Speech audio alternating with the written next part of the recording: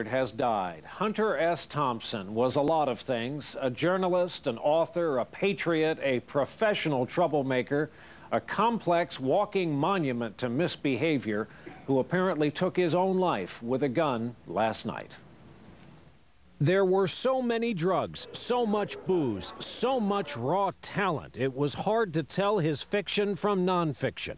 It's still hard to tell what Hunter S. Thompson was exactly. Stole my wallet. 2 different Hollywood films tried, but the big screen in the end was too small to contain him. And yet he insisted it was never about him. The journalist. You guys are the actors. I'm going back to my original role, back to my roots. Of course, it was all about him and his invention, a mixture of outrage and overstatement called gonzo journalism. It reached its peak with Fear and Loathing in Las Vegas and on the campaign trail. Hunter Thompson was the national affairs desk at Rolling Stone, and later the inspiration for a Doonesbury character. Among his many passions, guns, all the better when fired in a bathrobe, in the snow, at his Colorado outpost, where he died last night. Hunter S. Thompson received exactly 1 vote for vice president at the 1976 Democratic Convention. He did not leave a suicide note. His son found his body. He was 67 years old. Up next, as we continue. President Bush is visiting Europe. 3 well-known American artists passed from the scene this holiday weekend. Actress Sandra Dee died of kidney disease at a Los Angeles area hospital. She was 62.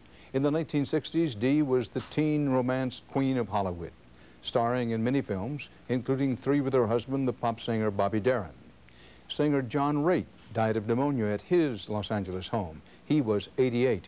Raitt, the father of singer Bonnie Raitt, starred on Broadway in the 1940s and 50s and in Hollywood musicals.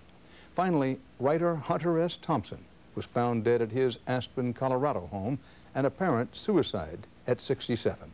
His story from CBS's Bob McNamara.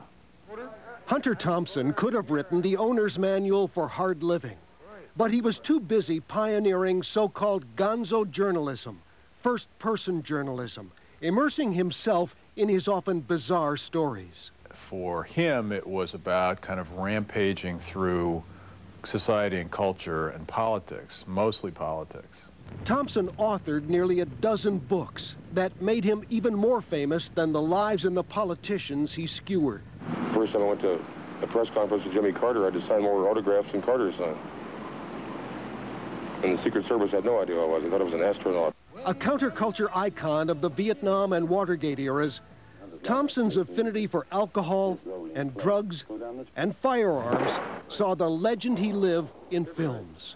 You can't park your car here. Why not? Fear and Loathing in Las Vegas was the first Thompson classic adapted by Hollywood. He was the model for Uncle Duke in Gary Trudeau's comic strip Doonesbury. And in trendy Aspen, where he lived, he immersed himself in local issues like opposing an airport expansion. It's about who really runs the town and who's in charge here. Thompson's former editors today agree he was always copied, but never duplicated. Words like genius and original are vastly overused, and I think there are few cases when they're warranted. And I think in Hunter's case, he was definitely an original.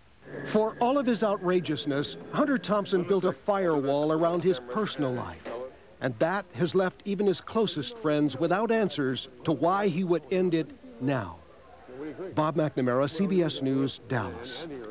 Still to come on the CBS Evening News, why do many... Wow. He loved guns. Anyone who tried to interview Hunter Thompson quickly learned his reality was, well, different. That's why I'm so healthy, folks. I always roll my ice in chlorophyll before I drink whiskey. All right, what were you saying? Thompson's most famous work is the 1972 Fear and Loathing in Las Vegas. Terry Gilliam made it into a movie starring Johnny Depp. My blood is too thick for Nevada. I've never been able to properly explain myself in this climate. Hunter S. Thompson, dead from a self-inflicted gunshot wound. We don't know why. He was 67. And when we come back, recasting George Washington as an action figure, dashing enough to